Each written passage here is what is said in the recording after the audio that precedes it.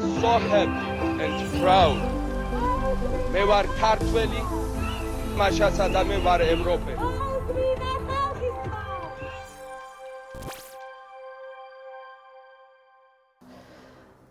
რა თქმა უნდა, ჩვენ ძალიან ცოტა ვიცით სამყაროს შესახებ საერთოდ რა არის, მაგრამ როგორც ჩანს, მაინც აგებულია თავისუფლების პრინციპზე. რომ ადამიანს მიცემული აქვს თავისუფლება, თავისუფალი არჩევანი. თითოეულ უნდა გააკეთოს არჩევანი ადამიანმა ბოროტსა და კეთილს შორის.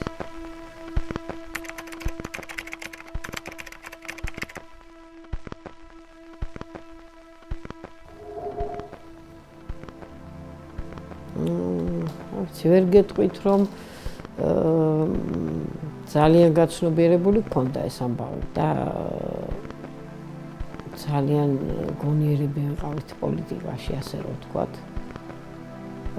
მაგრამ თავისთავად რომ მივიღეთ, ამან უკვე მოგვცა ძალიან დიდი შესაძლებლობა თავისუფალი განვითარების. სამწუხაროდ ყველაფერი ისე არ განვითარდა, როგორც იდეალური თუ არა ყოველ შემთხვევაში ოპტიმალური იქნებოდა, მაგრამ ასეა თუ ისეა, მაინც დე იურე დამოუკიდებლობას დიდი მნიშვნელობა აქვს. იყო ათასნაირი შეცდომები, ცოტა ინფანტილიზმი, მეტისმეტი გარკვეული ეგზალტაციებიც იყო ზოგიერთ რამეში, ადვილად აღმოჩნდა სამართავი ჩვენი საზოგადოება. ზოგადად კრემლს და რუსეთს ძალიან კარგად აქვს დამუშავებული ეგ პოლიტექნოლოგიები აქვთ ძალიან განვითარებული. ამავე დროს მთელი ქართული საზოგადოება შეიძლება ითქვას ძალიან ინფილტრირებულია რუსული ძალებით და გავლენებით, რუსული გავლენების აგენტურითაც, რა თქმა უნდა. და მათ შესწავლილი აქვთ, ვთქვათ, როგორ შეიძლება ამ საზოგადოების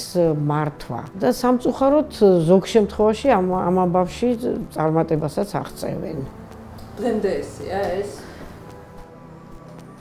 აი, ეხლა რაც პროცესი მიდის, აქ მე ვფიქრობ საუკეთესო სახით გამოვლინდა ქართველი ერის თვისებები პირიქით. ქართველმა ერმა გაიღვიძა, გამოავლინა თავისი თვისებები, მაგრამ ზოგჯერ ეს ასე არ არის, რა თქმა უნდა, და ამას კრემლი იყენებს ხოლმე ბუნებრივია მაქსიმალურად. მე ძალიან კმაყოფილი ვარ ამ პროცესით.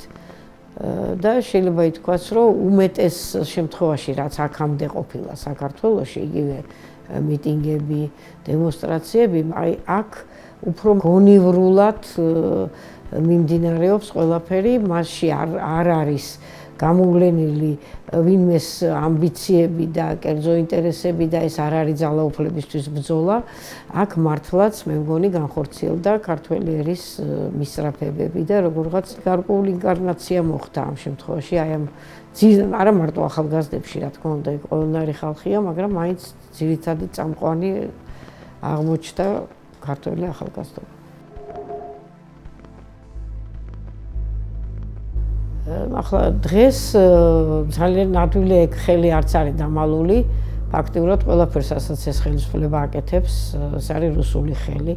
ის ნარატივებიც რაღაც წარმოუდგენლად სულელური, რომელსაც ისინი იმეორებენ, ესეც რუსულია აშკარად, იგივე იმის, რომ თითქოს ამ ხელისუფლებამ გვიხსნა ვითომ ომისგან, ეს არის აბსოლუტურად აბსურდი, იმიტომ რომ ომისგან ჩვენ გვიხსნა იმას, რომ პირველი რუსეთი თავს დაესხა უკრაინას და სწორედ უკრაინის იმის გამო, რომ უკრაინამ გაუწია წარმოუდგენელი წინააღმდეგობა, იმან ვერ მოაღწია ჩვენამდე, თორე რაც არ უნდა მონური ფსიქოლოგიის და შეიძლება ითქვას პირდაპირ მათი შეკვეთების შესრულებელი ხელისუფლება იყოს, მაინც მოგვადგებოდნენ ჩვენს, რომ თლიანად ყოფილიყო საქართველოს ოკუპაცია. ჯერ არჩევებული ჰქონდათ ეს გლობალური ომის პარტია, ეხლა ჩაანაცვლეს Deep State-ით, რომელიც საერთოდ აბსურდია.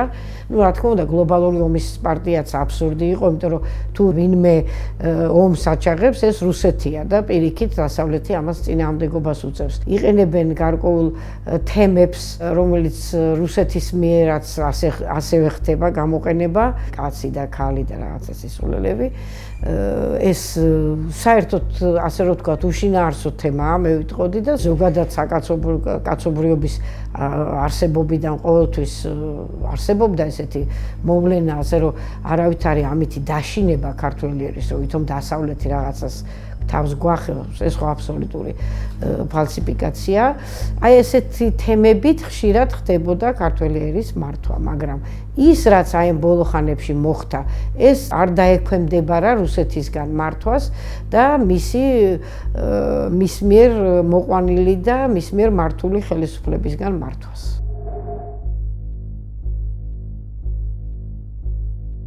ისეთი რაღაცები მოხდა, რასაც ვერ ავსოდეს ვერ წარმოვიდგენდი. აი თქვათ იმას, რომ შეიძლებოდა ხელისუფლებას პირდაპირ განეცხადებია, რომ პარტიები უნდა აკრძალოს, ან არასამთავროები უნდა მოსპოს, იმიტომ რომ ის თუ არასამთავროების თქვათ დაფინანსება პრემიერ-მინისტრის ხელში გადავიდა, ეს სწორედ მოსპობას ნიშნავს, იმიტომ რომ მაშინ რაღა მნიშვნელობა აქვს საერთოდ არასამთავროებს თუ ისინი სამთავროებად გადაიქცევიან. ესე იგი პირდაპირ გადავიდნენ უკვე ავტორიტარიზმის კი არა, შეიძლება ითქვას ტოტალიტარიზმის გზაზე, იმიტომ რომ ასეთი ტოტალური კონტროლის მიმანიშნებელია ტოტალიტარიზმის. ეს ყველაფერი ვერ მოხდებოდა, შეუძლებელია საქართველოში მომხდარიყო, მიუხედავად იმისა, რომ ის ხელისუფლება თვითონ თავისი ბუნებით სწორედაც მისთვის ახლობელია, სწორედ ეგ ღირებულებები, მაინც ვერ მოხდებოდა, ეს რომ არ იყოს პირდაპირი შეკვეთა რუსეთის და როგორც ჩანს, რუსეთი გადავიდა ვაბანკ მთელ მსოფლიოში შეტევაზე და ასევე გადავიდა იმაზეც, რომ ბოლო-ბოლო პირდაპირ მოითხოვს საქართველოს ხელისუფლებისაგან, რომ ხელისშემშლელი ფაქტორები, რაც არის საზოგადოებრივი აზრი, ცოცხალი, ადამიანები, ზოგადად საზოგადოება, სამოქალაქო საზოგადოება, ყველაფერი ამას ბოლო მოეღოს. და იყოს მორჩილი საზოგადოება, რომელიც თავისუფლად გახდება შემდეგ მისი აზრით, აღიარებს ამავე დროს დაკარგვას თავის ტერიტორიების ოფიციალურად, გადააბარებს ამ ტერიტორიას რუსეთს.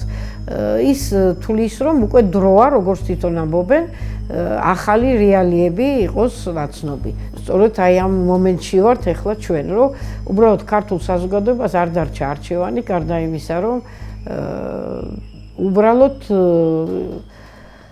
გადარჩენისთვის იბრძოლოს. ის ბოროტი ძალა, რომელსაც წარმოადგენს პუტინი, ყველაფერი ამიდან თუ დაუსჯელი გამოძრა, ბუნებრივია ძალიან დიდი საფრთხე გველის ჩვენც და მთელ მსოფლიოსაც. ამიტომ ბუნებრივია, რომ ხანდახან შიში ყველას გვიპყრობს, აი ეს ხალხი, რომელიც ამდენი ხანია დგანან, ალბათ არ შეიძლება არ კონდეთ მომენტები, რომ იფიქრონ, რომ აი ამდენი ხანია ვართ და შედეგი არ არის, სინამდვილეში შედეგი არის. მართალია ეს მალე ვერ მოხდა და შეიძლება კიდე გარკვეული ხანი გაგრძელდეს, მაგრამ შედეგი ნამდვილად არის. სწორედ იმიტომ, რომ როდესაც მსოფლიო გაიმარჯვებს, საქართველოს თავისი ღირსეული ადგილი დაიკავოს და სწორი ადგილი დაიკავოს, ამისთვის ძალიან დიდ როლს ასრულებს ქართველი ერის ნების აი ესეთი აშკარა და მკაფიო გამოვლენა, რომელიც თელმა მსოფლიომ დაინახა. დემოკრატიისთვის ბრძოლაში ანტიდემოკრატიულ ძალასთან როგორც გვეხმარებიან და გარკვეულ ფონს ქმნიან, ყველაფერი ეს ამ პროცესების დამსახურებაა, იმიტომ რომ წინააღმდეგ შემთხვევაში ეს ვერ გამოჩნდებოდა მსოფლიოსთვის, თქვათ რა უნდა ქართველ ერს და შეიძლება გავიგებულიყავით ჩვენი ხელისუფლების ანტიდემოკრატიულ მისწრაფებებთან და პრორუსულ მისწრაფებთან. პრორუსულიც კი უკვე აღარ არის, ეს უფრო რუსულია ვიდრე პრორუსული. როგორ ადამიანებს იჭერენ დღეს? მე მგონია ძალიან გულწრფელ ადამიანებს, რომელსაც მართლა გულწრფელად უნდათ, რომ ჩვენი ქვეყანა დაადგეს რაიმე არარეალურს და რაღაცა ფანტასტიკურს კი არ მოითხოვენ. ნორმალურ განვითარებას, აი ნორმალურ ცხოვრებას. აი ეს რო უნდათ, რომ ისინი მათი მომავალი, მათი შვილები ყველანი ცხოვრობდნენ ნორმალურ დალაგებულ ქვეყანაში, აი ასეთ ადამიანებს იჭერენ, რომელსაც არავითარი პირადი მოსაზრება არ აქვს და ამიტომ არ აკეთებენ ამას რაღაც ამბიციების გამო, ან ხელისუფლებაში მოსვლის გამო. აი სწორედ ესეთი ადამიანები არის მათთვის ყველაზე საშიში. რატო არიან საშიშები? თუ არც ამბიცია აქვთ ხელისუფლებას? აი სწორედ მაგიტომ, რომ მათ შეუძლიათ სწორედ საქართველოს მომავლისთვის თავის გაწირვა დაუფიქრებლად. ამიტომ არიან საშიში, რომ სწორედ მათთვის მიუღებელია ის გზა, რომლისკენაც ისინი საქართველოს მიაქანებენ. საქართველოს დაღუპვის გზა და ამიტომ ისინი ყველაზე დიდ დაბრკოლებას წარმოადგენენ ამ გზაზე. მათ უკვე ძალიან ბევრს მიაღწიეს, შეიძლება ითქვას და ამიტომ არ იფიქრონ, რომ ეს ტყუილია ყველაფერი და ამაო არ არის. უკვე ძალიან ბევრს მიაღწიეს მსოფლიო მასშტაბით, შეიძლება ითქვას და ეს იქნება საწინდარი როდესაც საბოლოო გამარჯვება დადგება, აი გამარჯვების დადგომის საწინდარი არის ის, რასაც ისინი დღეს აკეთებენ.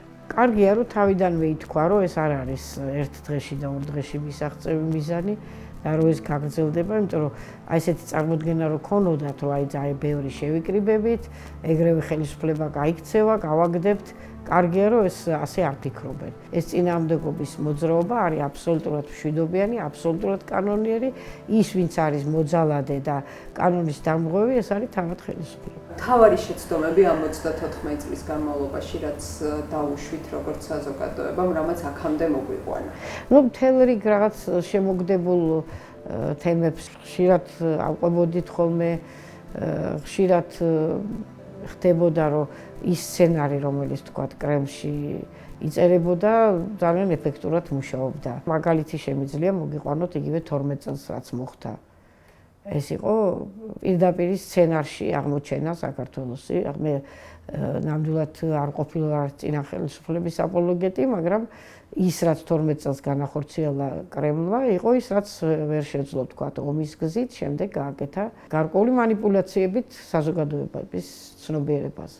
იმ ხელისუფლების, რომელზეც გეუბნებით მე მომხრე და რაღაცის არ ყოფილა აპოლოგეტი, მაგრამ ეს დემონიზაცია, რომელიც მოხდა, თქვათ, ესეც არაბუნებრივი დემონიზაცია მოხდა, იმიტომ რომ იქ იყო ცუდი პროცესები, რომელი ხელისუფლების დროს არ არის ცუდი პროცესები, მაგრამ იყო ძალიან დადებითი პროცესებიც. სწორედ აი რუსული პიარის მეშვეობით ის დადებითი აბსოლუტურად საზოგადოების ცნობიერებამდე არასაკმარისად არის გაცნობიერებული და გაგებული, რომ ძალიან მნიშვნელოვანი ნაბიჯები იქნა გადადგმული დადებითის მხრივ, თუნდაც იმ მხრივ, რომ აი ესეთი ახალგაზრდობა წამოვიდა მათში, რომ ეს თავისუფლების შეგრძნება მეტია, გაცნობიერება თუ რა არის დასავლური ღირებულებები, ამაში გარკვეული როლი წინა ხელისუფლებამ შეასრულა. ადამიანის უფლებებში, რა თქმა უნდა, იყო რაღაცები, რაშიც ჩვენც არ მოგწონდა, ასე რომ ვთქვათ, მაგრამ ყველაფერი შედარებითია იმასთან შედარებით, რაც შემდეგმა ხელისუფლებამ გააკეთა. რა შედარება? ისინი სხვათა შორის ნამდვილად არ თვლიდნენ, როცა დასავლეთი რაღაც უკმაყოფილებას გამოხატავდა და აძლევდა მათაც შენიშვნებს, ისინი ხიშტებით ამას არ ხვდებოდნენ, არ ლაძღავდნენ მათ და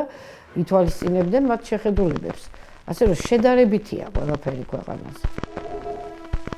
მექანიზმი უნდა იყოს შემუშავებული, რომ ასე თვითნებურად ცალკეულმა ადამიანებმა ვერ შეძლონ, თქვათ, ადამიანობის წინააღმდეგ დანაშაულის ჩადენა. იმიტომ რომ ეს არ შეიძლება რომელიმე სახელმწიფოს შინაგანი საქმე იყოს. როცა გეუბნებიან, რომ ელემენტალურად ცივილიზებულად მოიქცე და დაიცვა ადამიანის უფლებები, ეს შინაგანი საქმეები არ არის. შინაგანი საქმე არის, როდესაც ვთქვათ, ერევა სახელმწიფო შენთან ვინ მოვიდეს ხელისუფლებაში, რომელიმე პარტია დაგასვას თავზე და ასე შემდეგ და მსგავს არაფერს არასოდეს დასავლეთი არ აკეთებს და ის რომ შენ გთხოვს, რომ სასამართლო უნდა იყოს, არჩევნები უნდა იყოს, ამას აცხადებენ ხელისუფლება და გონიათ ეს ამას ისე ასაღებენ საზოგადოებას, რომ გარკვეულ ნაწილს მართლა გონია, რომ ეს შინაგან საქმეებში ჩარევაა. საბჭოთა კავშირიც ეგრე აზროვნებდა. ამზენდადებას მე მჯერა რომ წარმატებით გამოვალთ მძიმე მდგომარეობიდან და დავადგებით ნორმალური განვითარების გზას, იმიტომ რომ მე მგონია ეს ნორმალური ყველაზე კარგად ასახავს იმას, რაც საჭიროა. ეროვნული თავისუფლება, პიროვნული თავისუფლება, ყველანაირი სახის თავისუფლებაზე დაფუძნებული საზოგადოება. We are so happy and proud. მე ვარ ქართველი, მაშასა და მე ვარ ევროპელი.